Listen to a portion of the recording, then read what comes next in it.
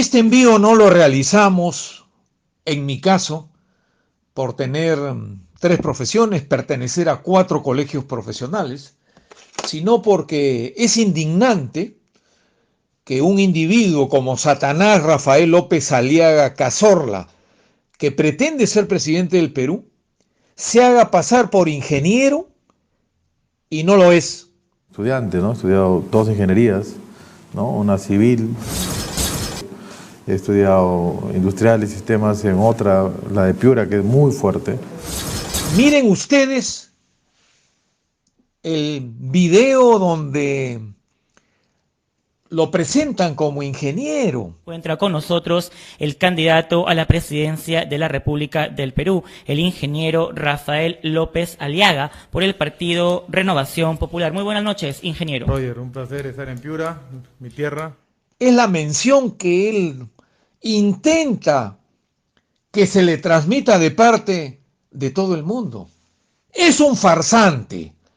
Estamos ya recurriendo al ilustre Colegio de Ingenieros del Perú, donde nuestro fundamento de hecho y de derecho está centrado en el estatuto del colegio, que enmarca la sección 3ª de sus miembros en su título primero. ¿Cómo lo define? Es claro el artículo 302, Satanás. Tú, para ejercer la profesión de ingeniero, requieres ser miembro ordinario. No eres ingeniero. O vitalicio menos. O temporal en el Colegio de Ingenieros.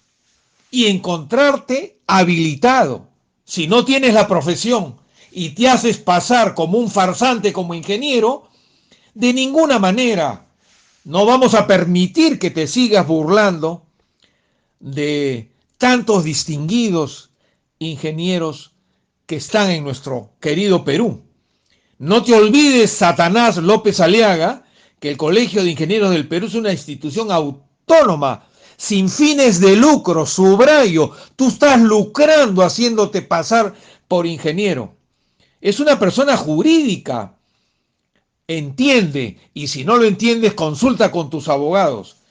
Y esta persona jurídica es de derecho público, creado específicamente por ley 14086 y su modificatoria en la ley 24648.